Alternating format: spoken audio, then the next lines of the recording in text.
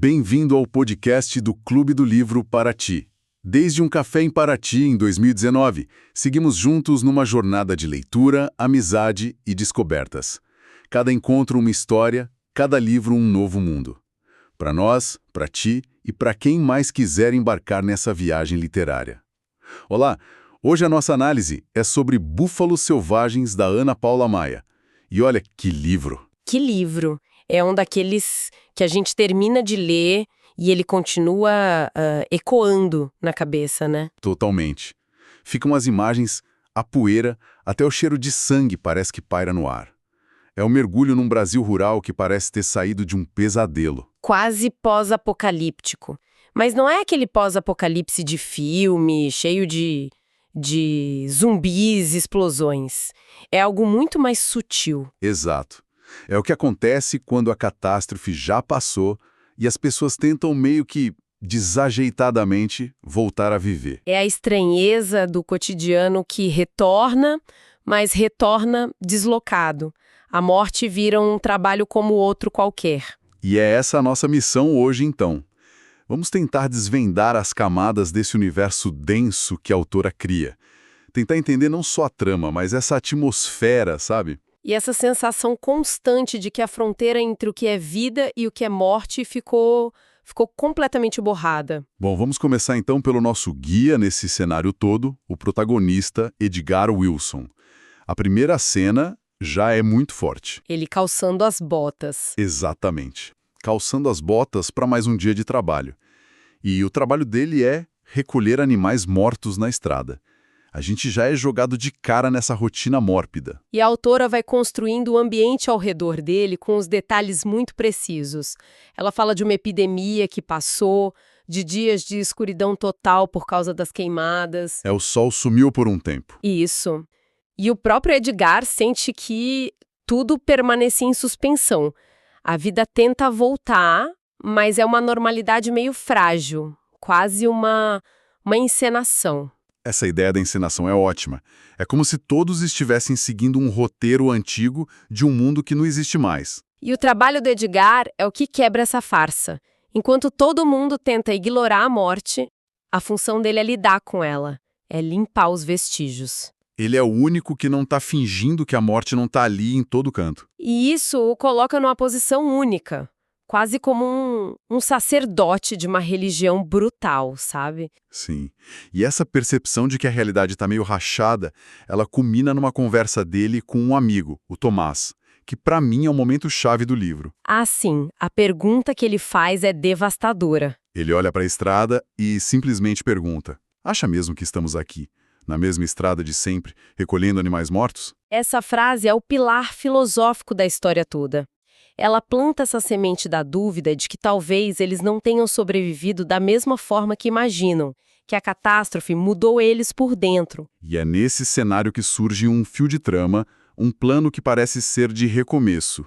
O amigo deles, Spartacus, propõe arrendar o antigo matadouro do Milo. Para criar búfalos. Mas o lugar em si já tem um peso enorme, né? Foi usado como crematório durante a epidemia. Pois é.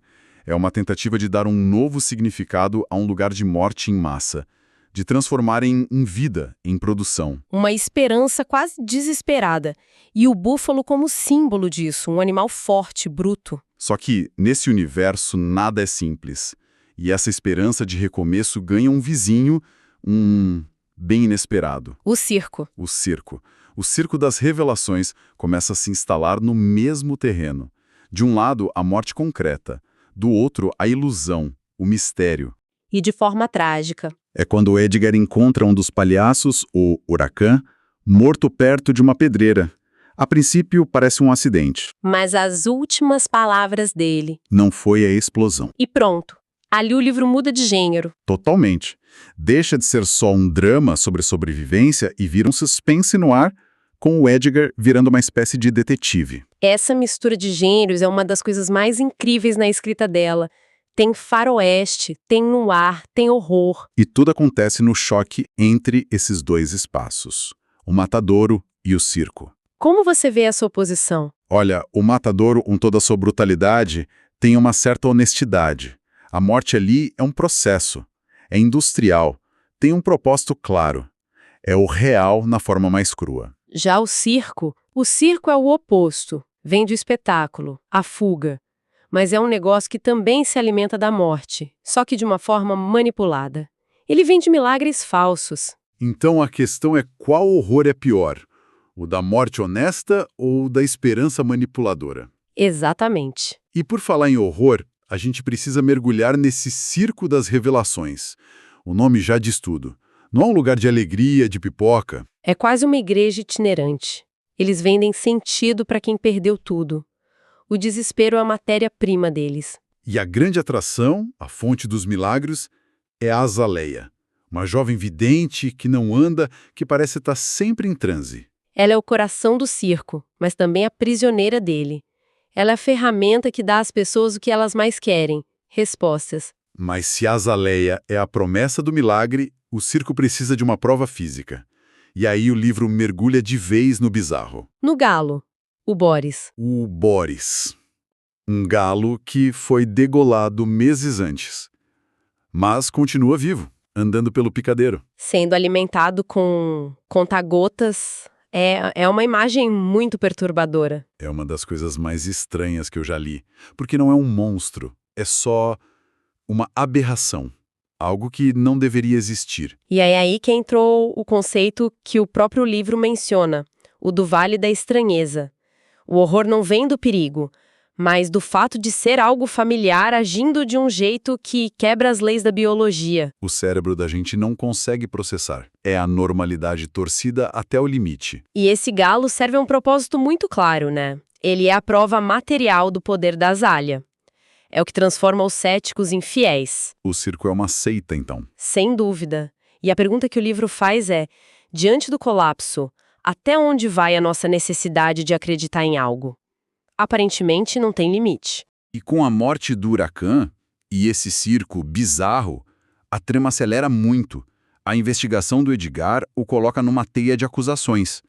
Primeiro, o Mendonça, o dono do circo, o contrata. Sim, para provar que a trapezista, a Verena, foi a culpada, o que já é uma ironia. Só que a Verena tem a versão dela, que é muito mais sombria. Ela acusa o próprio Mendonça. Diz que o Huracan queria libertar a Azalea. Que o Mendonça teria sequestrado quando criança. Aí o negócio fica muito mais pesado. Não é só um assassinato, é um crime de anos. E como se não bastasse, o plano do matadouro também começa a ruir.